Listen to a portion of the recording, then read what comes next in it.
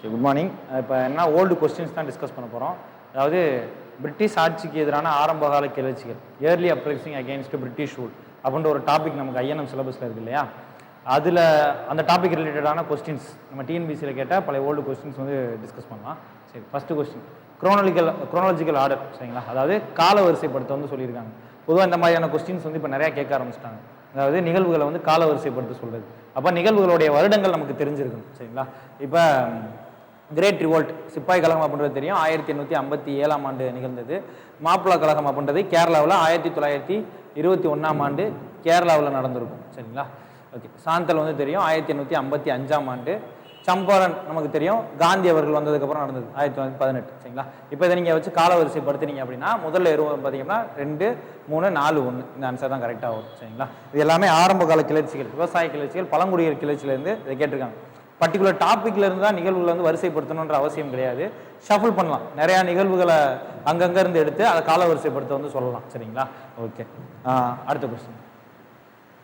தாமின் ஐ கோஹி இன் Rajmahal area. சரிங்களா? இந்த தாமின் ஐ கோஹி அப்படின்றது எந்த கிளர்ச்சியுடன் தொடர்புடைய வார்த்தைகள் அப்படின்னு பார்த்தீங்கன்னா, இந்த தாமின் ஐ கோஹி அப்படின்ற வார்த்தைகள் இந்த இதுக்கான பொருளே என்ன அப்படின்னு பார்த்தீங்க அப்படின்னா, இது சாந்தலரின் நிலம். சரிங்களா? It's a land of Santhals அப்படின்றதான் இதோட அர்த்தம். சரிங்களா?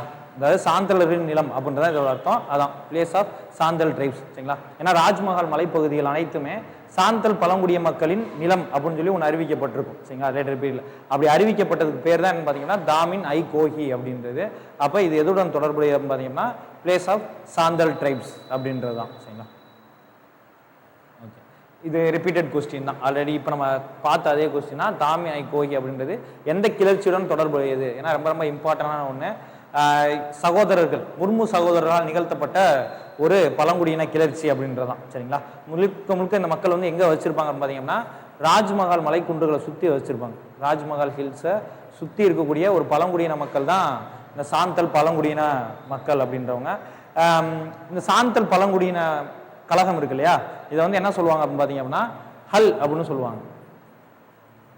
இந்த கிளர்ச்சி இருக்கு பார்த்தீங்களா, சாந்தல் கிளர்ச்சி. சாந்தல் கிளர்ச்சி ஹல் என்றும் அழைக்கப்படுகிறது. சரிங்களா? ஹல் அப்படின்னு சொல்லுவாங்க. சரிங்களா? ஹல் அப்படின்னா மக்கள் சுதந்திர இயக்கம் அப்படின்னு அர்த்தம். சரிங்களா? இன்னைக்கு வரைக்கும் ஜூன் 30 அப்படின்ற டேட்டை வந்து ஹல் திவாஸ். சரிங்களா? அதாவது இந்த ஜூன் 30ன்றது என்ன தேதி அப்படின்னு பார்த்தீங்கன்னா, இந்த சாந்தல் பழங்குடியின கிளர்ச்சி நடக்கும் பொழுது ஒரு தாக்குதல் மேற்கொண்டிருப்பாங்க. சரிங்களா? மயஸ்பூர் அப்படின்ற ஒரு தொழிற்சாலை மீது தாக்குதல் நிகழ்த்தியிருப்பாங்க. அந்த தாக்குதல் நிகழ்த்திய தேதி தான் என்ன அப்படின்னு பார்த்தீங்க அப்படின்னா ஜூன் 30. சரிங்களா? அந்த தினத்தை இன்னைக்கு வரைக்கும் ஜார்க்கண்ட் அரசாங்கம் ஹல் திவாஸ் அப்படின்னு சொல்லி கொண்டாடிக்கிட்டு இருக்காங்க. சரிங்களா? இந்த இயக்கத்தின் மற்றொரு பெயர் வந்து ஹல் அப்படின்னு சொல்லி சொல்லுவாங்க. சரிங்களா? Which tribal uprising is known as Ulgulan. அதாவது உலுகுலான் என்று அறியப்படுவது எது? எந்த கிளர்ச்சி வந்து உலுகுலான் கிளர்ச்சி என்று அழைக்கப்படும் அப்படின்ற கேள்வி கேட்டிருக்காங்க. இதுக்கு ஆன்சர் வந்து முண்டா ரிபல்லியன். சரிங்களா? இந்த உலுகுலான் கிளர்ச்சி அப்படின்னா என்ன அர்த்தம் பார்த்தீங்கன்னா பெரிய கிளர்ச்சி அப்படின்னு அர்த்தம். பெரிய கிளர்ச்சி அப்படின்றதான் இதோடைய அர்த்தம். இதுக்கு தலைமை தாங்கினவர் யார் அப்படின்னு பார்த்தீங்கன்னா பிர்சா முண்டா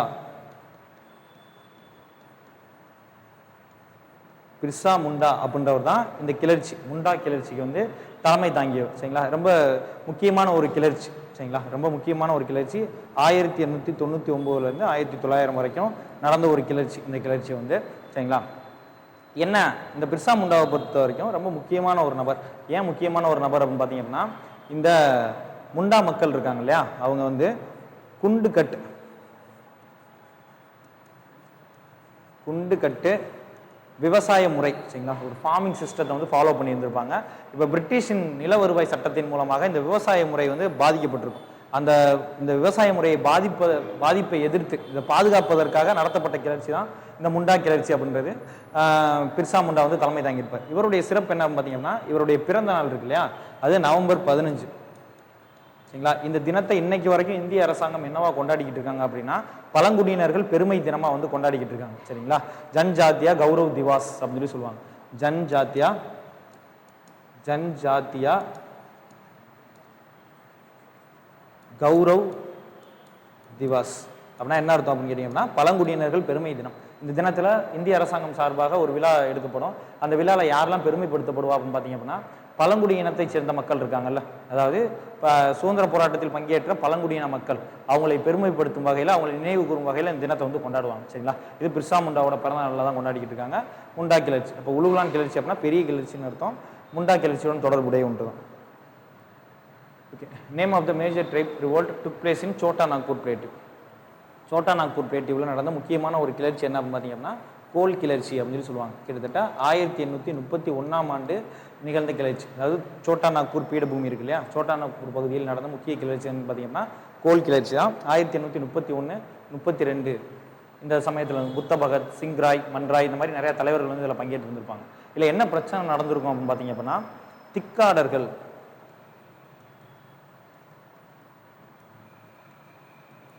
அப்படின்னு ஒரு சில நபர்கள் இருப்பாங்க. இந்த திக்காடர்கள்னா யார் அப்படின்னு பார்த்தீங்க அப்படின்னா tax collecting officers.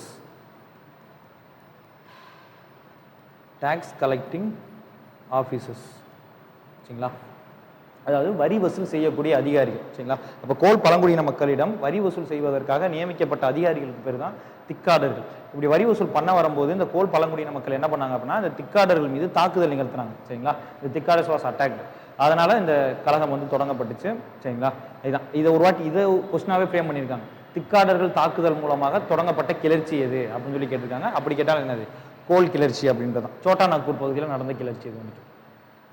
Okay, who declared that land belongs to God and collective rent or tax on it was against the divine law. அதாவது டிவைன் லா, அதாவது நிலம் கடவுளுக்கு சொந்தம். இது ரொம்ப ரொம்ப முக்கியமான ஒரு நிறைய தடவை கொஸ்டின்ஸில் கேட்டிருக்காங்க.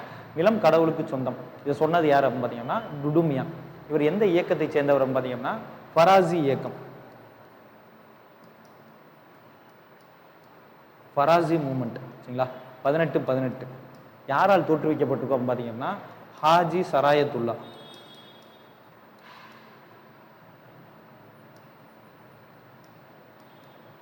ஆப்ஷன்லேயே இருக்கார் பார்த்தீங்களா, ஹாஜி சராயத்துல்லா. சரிங்களா? இவரால் தோற்றுவிக்கப்பட்ட இயக்கம் தான். வரி செலுத்துவதற்கு எதிரான ஒரு இயக்கம் தான் இது. சரிங்களா? வரி விவசாயிகளிலிருந்து வரி வசூல் பண்ணக்கூடாது அப்படின்றதுக்காகவும் தீவிர இஸ்லாமியை பின்பற்றிய ஒரு இயக்கம். சரிங்களா?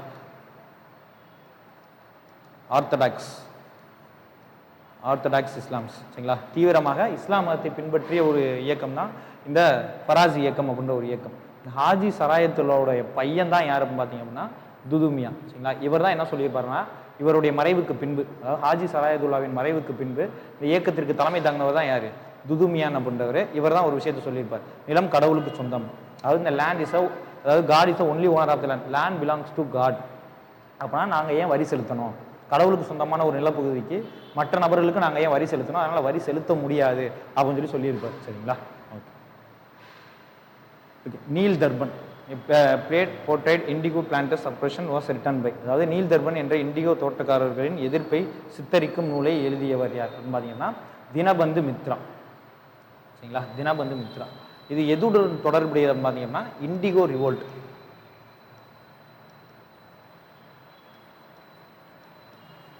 இது எந்த ஆண்டு நடந்திருக்கும் பார்த்தீங்கன்னா 1859 1860 வரைக்கும் இந்த காலகட்டத்தில் நடந்த ஒரு கிளர்ச்சி தான் இந்த இண்டிகோ கிளர்ச்சி அப்படின்ற ஒரு கிளர்ச்சி. இந்த கிளர்ச்சி கிட்டத்தட்ட ஒரு வெற்றியில் முடிந்த ஒரு கிளர்ச்சி தான். இந்த கிளர்ச்சி வெற்றி பெறுவதற்கு முக்கிய காரணமாக இருந்தது என்ன அப்படின்னு பார்த்தீங்க அப்படின்னா இந்த தினபந்து மித்ரா அப்படின்ற நபர் தான். ஏன்னா இவர் வந்து என்ன பண்ணாருன்னா நீல் தர்பன் அப்படின்ற நாடகத்தை வடிவமைச்சிருப்பார். சரிங்களா? நாடகம் நீல் தர்பன் அப்படின்ற நாடகத்தை வடிவமைச்சிருப்பாரு. இதன் மூலமாக இந்த கிளர்ச்சி, இந்த இண்டிகோ கிளர்ச்சியின் மூலமாக மக்கள் என்னென்ன, இந்த இண்டிகோ மூலமாக என்ன பிரச்சனை அப்படின்றது எல்லாத்தையுமே மக்களுக்கு எடுத்து காமிச்சிருப்பார். சரிங்களா? இதன் மூலமாக நிறைய கல்வி அறிவற்ற மக்கள் கூட இந்த விஷயத்தை பற்றின விழிப்புணர்வு வந்து அந்த காலகட்டத்தில் அடைஞ்சிருப்பாங்க. சரிங்களா? இது போக இவர் வந்து ஒரு புக் எழுதியிருப்பார். என்ன பார்த்தீங்கன்னா மிரர் ஆஃப் இண்டிகோ.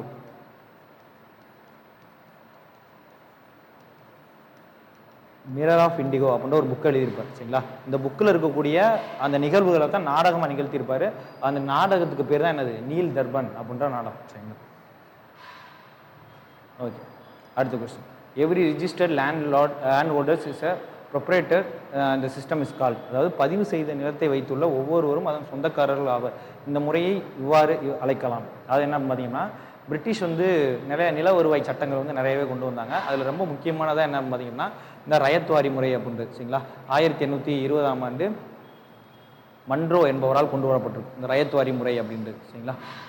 மன்ரோ மெட்ராஸின் ஆளுநராக இருந்திருப்பார். இந்த ரயத்வாரி முறை முதலாக எங்கு நடைமுறைப்படுத்தப்பட்டிருக்கோம் பார்த்தீங்கன்னா ஃபர்ஸ்ட் இட் வாஸ் இம்ப்ளிமெண்டட் இன் மெட்ராஸ் பகுதியில் இது நடைமுறைப்படுத்தப்பட்டிருக்கும் சரிங்களா. ரயத்வாரி முறை முதலாக எங்கு நடைமுறைப்படுத்தப்பட்டுச்சு அப்படின்னா மெட்ராஸ் பகுதியில் தான் நடைமுறைப்படுத்தப்பட்டுச்சு. இந்த திட்டத்துடைய சிறப்பு என்ன அப்படின்னு பார்த்தீங்க அப்படின்னா இது நேரடியாக tax collected directly from farmers. அதாவது இந்த திட்டத்தின்படி வரி விவசாயிகளிடமிருந்து நேரடியாக வசூலிக்கப்பட்டது சரிங்களா. நடுவில் இன்டர்மீடியேட்லாம் யாருமே கிடையாது. இப்போ நீங்கள் ஜமீன்தாரி முறை எடுத்து பார்த்தீங்க அப்படின்னா ஜமீன்தார்கள் நடுநிலையாளர்களாக இருப்பாங்க வரி வசூல் செய்ய கொடுக்க. ஆனால் இதில் வந்து டைரெக்டாக பிரிட்டிஷ் ஆஃபீஸர்ஸ் டைரெக்டாக ஃபார்மர்ஸ்டே போய் வசூல் பண்ணுவாங்க சரிங்களா. இதுதான் இதை பொறுத்த வரைக்கும் இப்படி நேரடியாக வசூல் பண்ணுறதுக்காக என்ன பண்ணுவாங்க அப்படின்னா பதிவு செஞ்சுருப்பாங்க. ஒவ்வொரு விவசாயிகள்கிட்ட இருந்தும் அந்த நிலத்தின் உரிமை வந்து பதிவு செய்யப்பட்டிருக்கும். அதாவது வந்து அவங்க உரிமை கொண்டாடிக்கலாம் அப்படின்ற ஒரு முறை இருக்கும். அப்போ பதிவு முறைன்ற ஒன்று இந்த திட்டத்தின் மூலமாக தான் வந்திருக்கும் சரிங்களா. தாமஸ் மன்ரோவால் அறிமுகப்படுத்தப்பட்டது 1820ஆம் ஆண்டு. Okay. Why did Nana Sahib develop a rigid against the British. Nana Sahib என்ன பண்ணியிருப்பார் பார்த்தீங்க அப்படின்னா 1857 கழகத்தில் கலந்துருப்பார் ரிவோல்ட் சரிங்களா. எந்த பகுதியிலேருந்து கலந்துருப்பார் அப்படின்னு பார்த்தீங்கன்னா கான்பூர் பகுதியிலேருந்து கலந்துருப்பார் சரிங்களா. என்ன பிரச்சனை அப்படின்னு பார்த்தீங்கன்னா இந்த நானா சாஹிப் அப்படின்ற ஒரு adopted son of last Peshwa சரிங்களா. பொதுவாக பேஷ்வான்ற ஒரு பதவி முக்கியமான பிரதம மந்திரி பதவி அப்படின்னு சொல்லுவாங்க. யாருடைய காலகட்டத்தில் அப்படின்னா மராத்தியர்களின் காலகட்டத்தில் இருந்த முக்கியமான பதவி தான் சரிங்களா. இப்போ இந்த பேஷ்வா லாஸ்ட் பேஷ்வா பாஜிராவ் 2 அப்படின்னு ஒருத்தர் இருக்கார். அவருடைய தத்து மகன் தான் யார் அப்படின்னு பார்த்தீங்கன்னா இந்த நானா சாஹிப் அப்படின்றது. இப்போ என்ன ஆகும் பார்த்தீங்கன்னா இந்த மாதிரி பேஷ்வா அதிகாரங்களை ஒப்படைக்கும் பொழுது பென்ஷன் வருட ஓய்வூதியம் அப்படின்றது ஒன்று வழங்கப்படும். அது நானா சாஹிப்புக்கு மறுக்கப்பட்டுச்சு. ரொம்ப குறைவாகவே வழங்கப்பட்டுச்சு. ஏன் அப்படின்னா இவர் வந்து தத்து மகன். நமக்கு தெரியும் ஆல்ரெடி ஒரு திட்டம் இருக்குது. என்ன அப்படின்னு பார்த்தீங்க அப்படின்னா வாரிசு இழப்பு கொள்கை அப்படின்ற ஒரு திட்டம் இருக்கு இல்லையா சரிங்களா. Doctrine of lapse. இந்த திட்டத்தின் மூலமாக ஒரு தத்து மகன் சொந்தமாக வாரிசு இல்லாத அரசர்கள் இருக்காங்க இல்லையா அவங்களால என்ன பண்ண முடியாது. அவங்கள தத்தெடுத்து வாரிசாக நியமிக்க முடியாது. அப்படி நியமிக்கணும் அப்படின்னா யார்கிட்ட அனுமதி வாங்கணும்? பிரிட்டிஷ்ட அனுமதி வாங்கணும். அப்போ இந்த திட்டத்தின் மூலமாக நானா சாஹிப்ன்ற தத்து மகனுக்கு இந்த உரிமைகள் மறுக்கப்பட்டுச்சு. அப்போ இவர் பென்ஷன் கேட்டு என்ன பண்ணியிருப்பார் அப்படின்னா பெட்டிஷன்ஸ் நிறையவே போட்டிருப்பார். ஆனால் அதை வந்து யார் ரிஜெக்ட் பண்ணியிருப்பா? பிரிட்டிஷ் வந்து ரிஜெக்ட் பண்ணியிருப்பாங்க. அப்போ அதனால தான் அவர் வந்து இதில் கலந்துருப்பாருன்னு பார்த்தீங்கன்னா 1857 கழகத்தில் கலந்துருப்பார். ஒரு முக்கியமான படுகொலைக்கு காரணமாக இருந்திருப்பார். கான்பூர் படுகொலை அப்படின்னு சொல்லுவாங்க. கான்பூர் படுகொலைக்கு காரணமாக இருந்தவர் யார் அப்படின்னு கேட்டாலும் அதுவும் யார்? நானா சாஹிப் தான். அப்போ தனக்கு வழங்கக்கூடிய ஓய்வூதியம் மறுக்கப்பட்டதால் 1857 கழகத்தில் கலந்துக்கிட்டார் சரிங்களா. ஜமீன்தாரி சிஸ்டம். இந்த ஜமீன்தாரி முறையை அறிமுகப்படுத்தியவர் யார் அப்படின்னு பார்த்தீங்க அப்படின்னா கார்ன்வாலிஸ் அப்படின்றவர் தான் சரிங்களா. இந்த திட்டத்தின்படி என்ன அப்படின்னு பார்த்தீங்க அப்படின்னா 10/11 tax should paid to East India Company. கிழக்கிந்திய கம்பெனியிடம் என்ன கொடுக்கணும்? 10 வசூலிக்கப்பட்ட 11 பங்கு வரியை வந்து யார்கிட்ட கொடுத்துடணும் அப்படின்னு பார்த்தீங்க அப்படின்னா பிரிட்டிஷ்ட கொடுத்துடணும். யார் கொடுக்கணும் பார்த்தீங்கன்னா ஜமீன்தார்கள். அப்போ சிம்பிளாக சொல்லணும் பார்த்தீங்கன்னா இந்த ஜமீன்தாரி முறைப்படி ஜமீன்தார்கள் வந்து வரி வசூல் செய்யக்கூடிய நடுநிலையாளர்கள். அதாவது சிம்பிளாக சொல்லணும் அப்படின்னா டேக்ஸ் கலெக்டிங் ஏஜெண்டாக தான் செயல்பட்டாங்க. டேக்ஸ் கலெக்டிங் ஏஜெண்டாக இவங்க வந்து செயல்பட்டாங்க ஜமீன்தார்கள் சரிங்களா. வரி வசூல் செய்யக்கூடிய அதிகாரிகளாக நியமிக்கப்பட்டவங்க தான் யார்? ஜமீன்தார் அப்படின்றவங்க கார்ன்வாலிஸ் என்பவரால் நியமிக்கப்பட்டாங்க சரி. கார்ன்வாலிஸ் தான் இந்த ஜமீன்தாரி முறையை வந்து கொண்டு வந்தார். இந்த கார்ன்வாலிஸை பொறுத்த வரைக்கும் நீங்கள் என்ன சொல்லலாம் அப்படின்னு பார்த்தீங்கன்னா இவருக்கு இன்னொரு பேர் இருக்குது. என்ன சொல்லலாம் பார்த்தீங்கன்னா he was called as father of Indian civil service. அது இந்திய குடிமை பணிகளின் தந்தை. குடிமை பணிகளின் தந்தை அப்படின்னு யாரை சொல்லுவோம் பார்த்தீங்கன்னா இந்த கார்ன்வாலிஸ் தான் சொல்லுவோம். ஓகே, அடுத்து மாப்ளா ரிபல்லியன் ஆஃப் 1921. நம்ம அந்த ஃபர்ஸ்ட் கொஸ்டின்லேயே பார்த்துருப்போம் மாப்ளா கழகம் அப்படின்றது. இது எதோட சேர்ந்து நடந்திருக்கும் பார்த்தீங்கன்னா நான் கோஆப்ரேஷன் மூவ்மெண்ட் இருக்கு இல்லையா, ஒத்துழையாமை இயக்கம், அதோட நடந்திருக்கும்.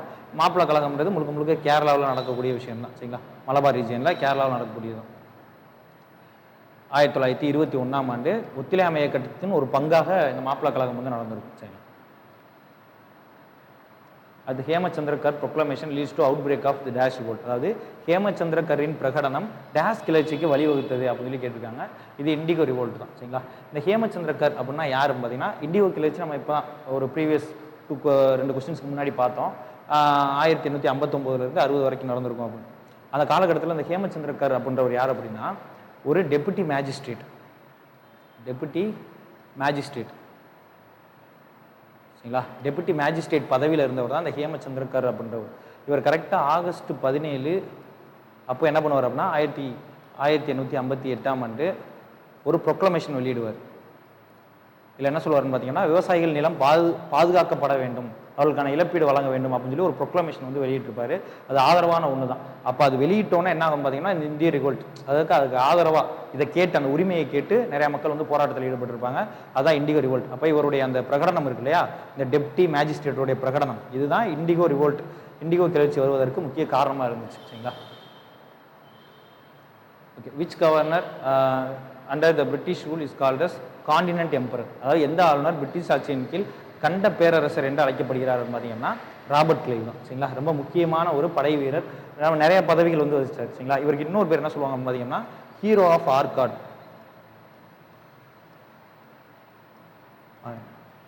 ஆர்காட் ஹீரோ அப்படின்னு அழைக்கப்படுறாரு. சரிங்களா, முக்கியமாக எந்த படையில் பிளாசி போர் நடந்துச்சு பார்த்தீங்களா, பிளாசி போர் 1757.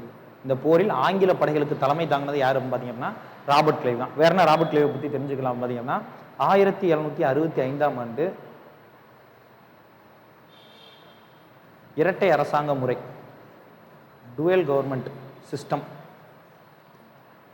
Was introduced by Robert Clive. சரிங்களா, இந்த அலகாபாத் உடன்படிக்கை முடிஞ்சதுக்கப்புறம் ஆங்கிலேயர்களுக்கு திவானி உரிமை அப்படின்றது கிடச்சிருக்கும் பெங்கால், பீகார், ஒரிசா பகுதிகளில். அப்போ அதை பயன்படுத்தி ராபர்ட் கிளைவ் என்ன பண்ணியிருப்பார் அப்படின்னா, இந்த இரட்டை அரசாங்க முறை அப்படின்ற ஒரு முறையை வந்து கொண்டு வந்திருப்பார். சரிங்களா, பின்னால் இது ஒழிக்கப்பட்டிருக்கும், வாரன் ஹேஸ்டிங்கால் அது ஒழிக்கப்பட்டிருக்கும். அப்போ ஏன்னா இது ஒரு கொஸ்டினாவே கேட்டிருக்காங்க. 1765ஆம் ஆண்டு இரட்டை அரசாங்க முறையை கொண்டு வந்தவர், அறிமுகப்படுத்தியவர் யாருன்னு பார்த்தீங்கன்னா, ராபர்ட் கிளைவ் தான். ஹீரோ ஆஃப் ஆர்காட்னு சொல்லலாம், அப்புறம் கண்ட பேரரசர் அப்படின்னு சொல்லலாம். சரிங்களா, பிளாசி போரில் ஆங்கில படைகளுக்கு தலைமை தாங்கியவர் யார் அப்படின்ற கொஸ்டின் கேட்டிருக்காங்க. யார்? ராபர்ட் கிளைவ் தான். சரிங்களா, ஓகே. கோல் ட்ரிப், அதான் அந்த பழங்குடியினர் கிளர்ச்சின்றது ரொம்பவே இம்பார்ட்டண்டான ஒரு விஷயம் தான். ஏன்னா தொடர்ச்சியாக கொஸ்டின்ஸ் வந்து ரிப்பீட் ஆகிக்கிட்டே இருக்கும். Name the major tribal revolt took place in Chota Nagpur plateau. சரிங்களா, ஆல்ரெடி பார்த்த ரிப்பீட்டட் கொஸ்டின் தான். சரிங்களா, ரிப்பீட்டட் கொஸ்டின் தான் திருப்பி வந்திருக்கு. கோல் ட்ரிப்.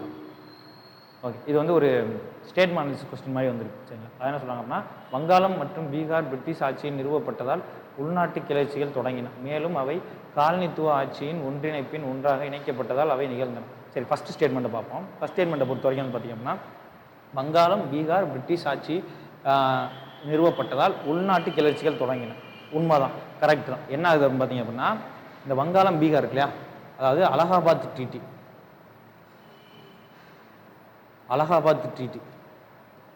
1765. சரிங்களா, எந்த போரின் முடிவில் போடப்பட்டிருக்கும் பார்த்தீங்கன்னா, பக்சர் போர் முடிவில் போடப்பட்டிருக்கும். பக்சர் வார், பக்சர் போரின் முடிவில் போடப்பட்ட ஒரு ஒப்பந்தம் தான் என்னது, அலகாபாத் ஒப்பந்தம் அப்படின்றது. இந்த ஒப்பந்தத்தின் மூலமாக ஆங்கிலேயர்களுக்கு என்ன அதிகாரம் கிடைச்சிருக்கும் பார்த்தீங்க அப்படின்னா, திவானி உரிமை கிடைச்சிருக்கும். நம்ம லாஸ்ட் ஸ்டைல்லே பார்த்தோம் இல்லையா, திவானி உரிமை. எந்த பகுதிகளுடைய திவானி உரிமை அப்படின்னு பார்த்தீங்க அப்படின்னா, பெங்கால், பீகார், ஒரிசா, இந்த பகுதிகளுடைய திவானி உரிமை யாருக்கு கிடைச்சிருக்கும் அப்படின்னா, ஆங்கிலேய கம்பெனிகளுக்கு வந்து கிடைச்சிருக்கும். அப்போ இந்த உரிமையை பயன்படுத்தி தான் என்ன பண்ணுறாங்க அப்படின்னா, மக்கள் மீது வரிகள் விதிப்பது, வனப்பகுதிகள், மலைப்பகுதிகளில் கட்டுமானங்கள் மேற்கொள்வது, இது எல்லாத்தையுமே பிரிட்டிஷ் வந்து பண்ண ஆரம்பிச்சிருப்பாங்க. அப்போ இப்படி பண்ண ஆரம்பிச்சோன்னா தான் என்ன ஆகும் பார்த்தீங்க அப்படின்னா, கிளர்ச்சிகள் தொடங்க ஆரம்பிக்கும். சரிங்க, கிளர்ச்சிகள் வங்காளம் பீகார் பகுதிகளில் அதிகமாக வந்து தொடங்கிடும். முக்கியமாக பழங்குடியினர் கிளர்ச்சி, விவசாயிகள் கிளர்ச்சிலாம் அதிகமாக கிடச்சிடும். சரிங்களா, அப்போ இந்த ஒப்பந்தம், அப்போ இது கரெக்ட் தான். ஃபர்ஸ்ட் ஸ்டேட்மெண்ட் வந்து கரெக்ட் தான். There are more than 40 major rebellions apart from hundreds of minor one. சரிங்களா, நூற்றுக்கணக்கான சிறிய கிளர்ச்சிகளை தவிர 40க்கும் மேற்பட்ட பெரிய கிளர்ச்சிகள் நடந்தது. ஆமாம், பல்வேறு வகையான கிளர்ச்சிகள் வந்து இது நடந்துச்சு. சரிங்களா, இது தூண்டதான் செஞ்சிச்சு. எண்ணிக்கையிலும் கரெக்ட் தான். நிறைய கிளர்ச்சிகள், நமக்கு தெரிஞ்ச கிளர்ச்சின்றது கம்மி தான், ஆனால் அதை தாண்டி நிறைய கிளர்ச்சிகள் சிலபஸில் கவர் ஆகுது. கோல், சாந்தல்ஸ், முண்டா கிளர்ச்சி, இந்த மாதிரியான கிளர்ச்சி பார்க்குறோம். இதை தாண்டி நிறைய கிளர்ச்சிகள் வந்து இந்தியாவில் நடக்க தான் செஞ்சிச்சு. அப்போ both 1 and 2 are correct. Okay, thank you. Next வீடியோவில் பார்ப்போம்.